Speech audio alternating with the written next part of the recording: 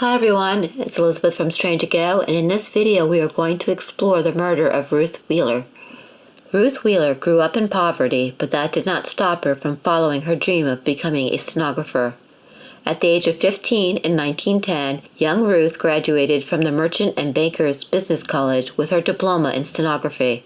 Every morning after she had graduated, she would get up and visit the job placement office looking to get work in order to help support her widowed mother. On the morning of Thursday, March 24, 1910, Ruth received word that a man, Albert Walter, was looking to hire a stenographer. She went to the man's New York flat that morning and was never seen alive again. What happened in that flat would later shock the country. Albert Walter was an 18-year-old German immigrant. He and his girlfriend rented a room with the small salary she earned working at a laundry service. Walter did not work, but he had some pretty high aspirations. He was drawn to society women and, it was believed, wanted to become a pimp. He had planned to make Ruth his first victim and forced her into prostitution, but as evidence later showed, Ruth fought him off with everything she had. Shortly after Ruth disappeared, Walter and his girlfriend abandoned their flat. They left behind a full burlap sack on the fire escape. A neighbor saw the sack and pushed it off the escape. It landed with a solid thud to the ground, and there it stayed for another day and a half. After Walter and his girlfriend failed to return for the sack,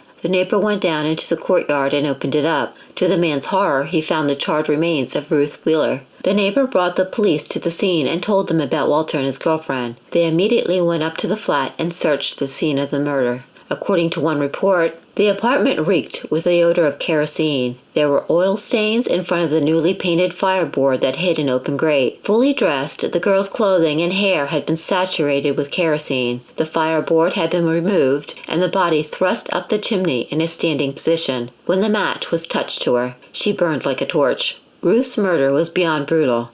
The girl had been raped. A rope had been tied around her neck and she had been strangled. She was also stabbed multiple times with a knife. Surprisingly, she had survived the initial attacks only to be soaked in kerosene and burned. An autopsy showed soot in Ruth's lungs, proving that she was still alive when she was lit on fire. There was no doubt as to who committed the murder. According to the landlady, Walter received many calls from young girls, and she had noticed that the last one who called was fresher of face and better dressed than the other girls. In a very short amount of time, detectives found Walter's live-in girlfriend and followed her straight to Walter. He was arrested. Walter denied having anything to do with Ruth's death. On April 22, 1910, it took a jury 1 hour and 50 minutes to convict Albert Walter of murder in the first degree. Nearly 2 years later, on January 29, 1912, Albert Walter was seated in Sing Sing's electric chair and put to death.